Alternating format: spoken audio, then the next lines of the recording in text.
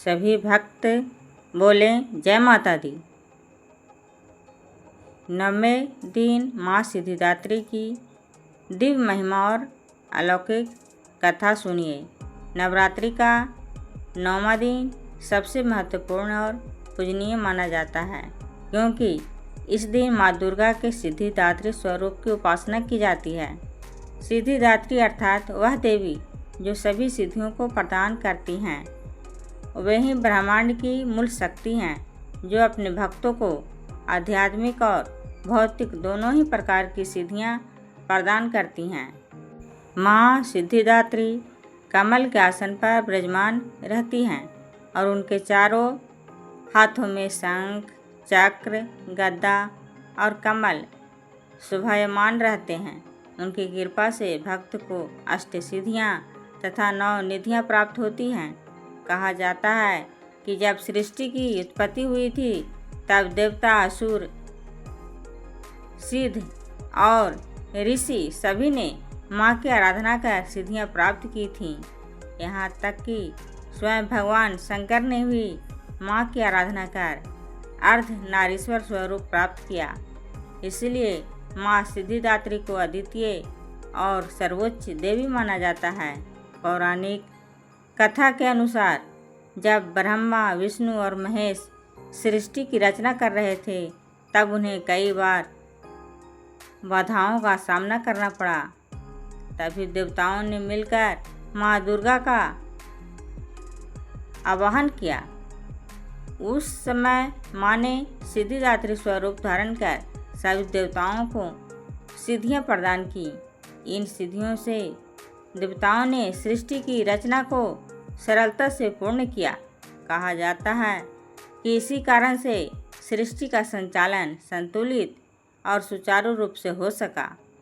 एक अन्य कथा में आता है कि हिमालय की घाटियों में एक साधक वर्षों तक कठोर तपस्या करता रहा, लेकिन उसे कोई परिणाम नहीं मिला। वह निराश होकर तपस्या त्यागने ही वाला था कि उसी समय माँ सिद्धिदात्री ने प्रकट होकर उससे कहा, वत्स, कोई भी साधना व्यर्थ नहीं जाती।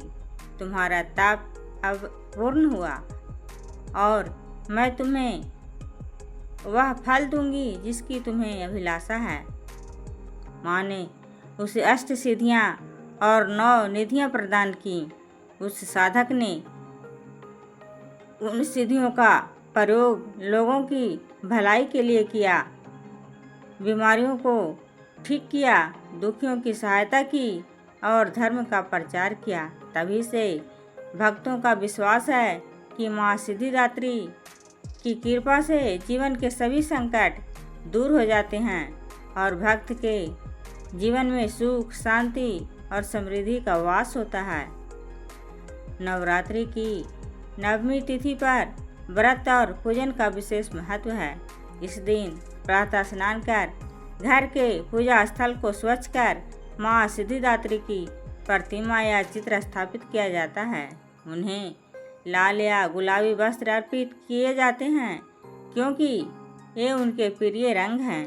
धूप, दीप, नैवेद्य और पुष्पों से उनकी पूजा की जाती है। विशेषकर कमल का पुष्प चढ़ाना अत्यंत शुभ माना जाता है। भक्त श्रद्धा भाव से दुर्गा सप्तशती या देवी भागवत का पाठ करते हैं और माँ की आरती गाते हैं। 9वीं के दिन कन्या पूजन का विशेष महत्व है। इस दिन 9 कन्याओं को घर बुलाकर उन्हें देवी स्वरूप मानकर उनके चरण पखारे जाते हैं। तिलक लगाकर उन्हें भोजन कराया जाता है और दक्षिणा या उपहार प्रदान किए जाते हैं। यह माना जाता है कि कन्या पूजन के बिना नवरात्रि का व्रत अधूरा रह जाता है।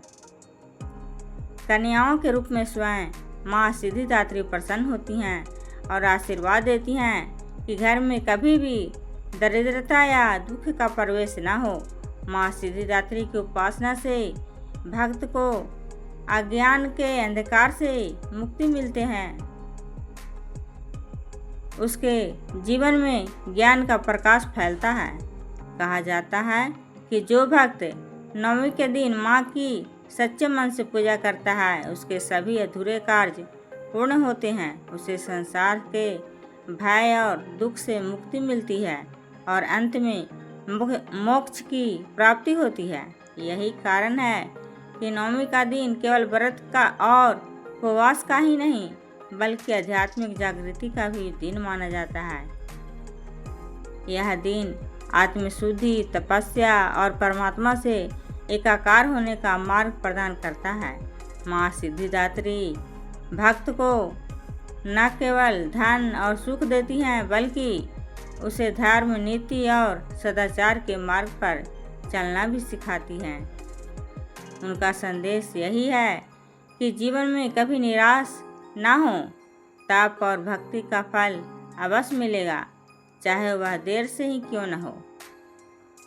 नवमी की व्रत कथा केवल एक धार्मिक अनुष्ठान नहीं बल्कि जीवन का गहरा सत्य है। यह हमें सिखाती है कि विश्वास, धैर्य और भक्ति से हर कठिनाई को पार किया जा सकता है। जब हम अपने भीतर की शक्ति को पहचानते हैं और ईश्वर की शरण में जाते हैं तो माँ सिद्धिदात्री स्वयं हमारा मार्ग प्रशस्त करती है और जीवन को सफलता और समृद्धि से भर देती हैं।